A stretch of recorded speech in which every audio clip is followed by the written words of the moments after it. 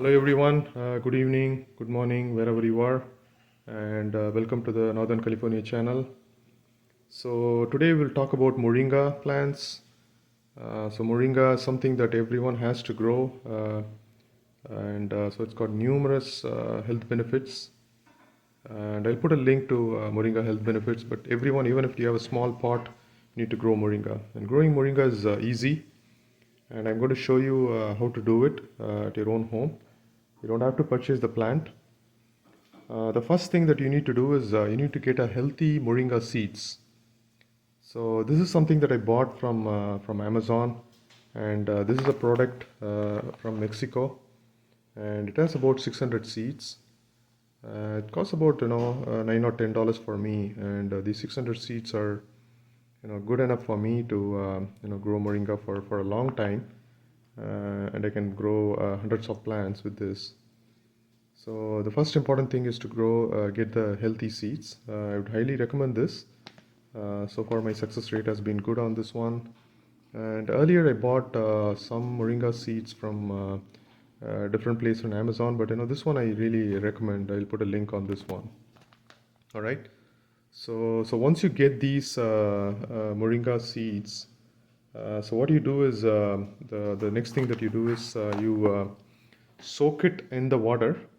You take a small bowl and soak it in the water overnight, and then I'm going to show you what I did. There's a small pouch I have. I'm going to show you what I did. All right, as you see here.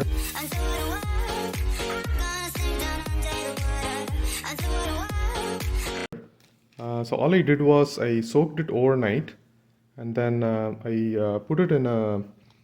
This is a tissue paper. I took the kitchen tissues, and I just put some water on it, and I basically put 2, 3, 4, 5, 6, 7 of these seeds.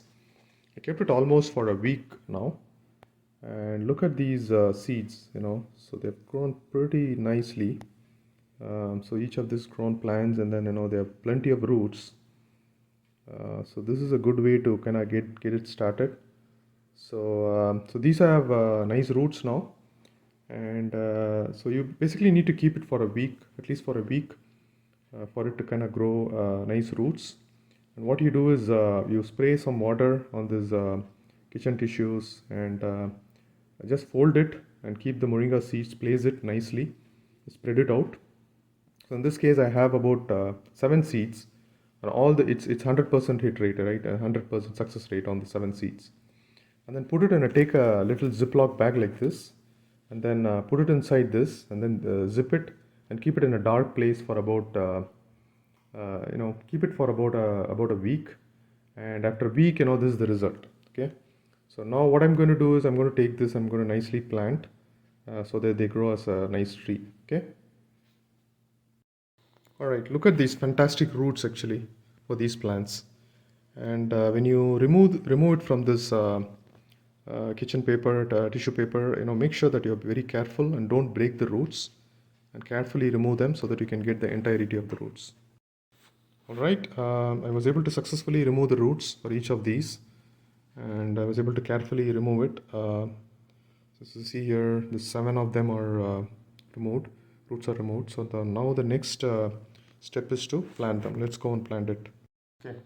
While preparing for planting these, what I did was, I put them into water so that these roots doesn't get dried out. It's important to make sure that the roots doesn't get dried out, and this also helps the roots get a good soak into the water before it gets planted actually. Okay.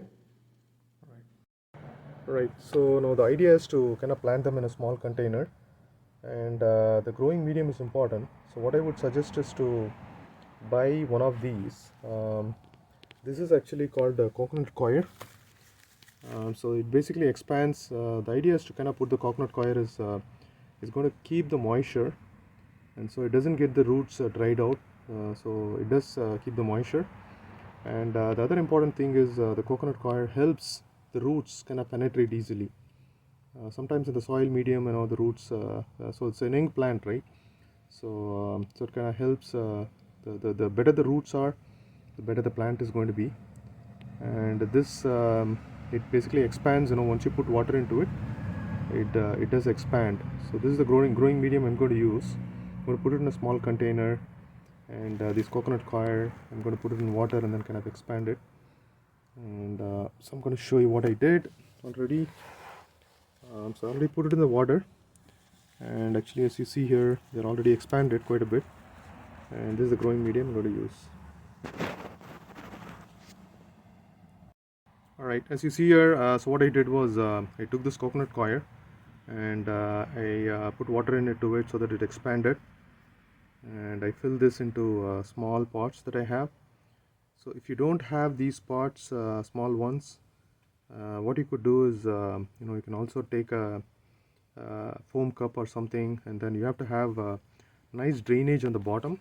It's important to have the drainage holes because the water has to go down, actually, whatever is there.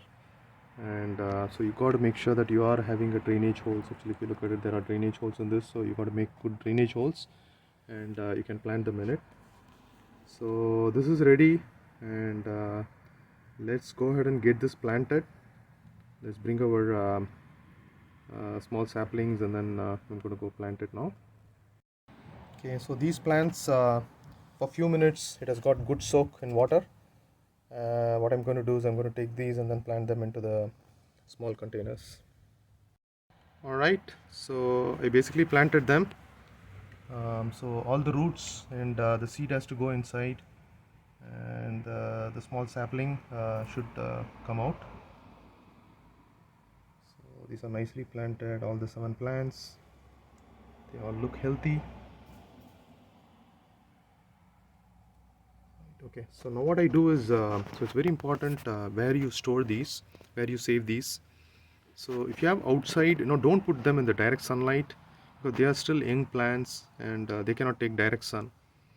So there should be light, and the temperature should be around 60 to 70, or 60 to 70 to 80. It can go up to 80, but it's good to have some light. So place in a place where shaded location, and you do get plenty of light, and that is the best place. And if you have an outside location where it's a shaded area, you can put them in until it grows, right? So once it starts growing, starts growing pretty fast, and so once it grows a bit, actually, and kind of matures a bit, and you can plant it on the ground.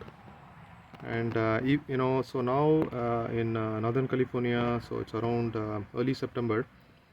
So in about couple of months, the winter or the cold season will start, the fall and then the winter.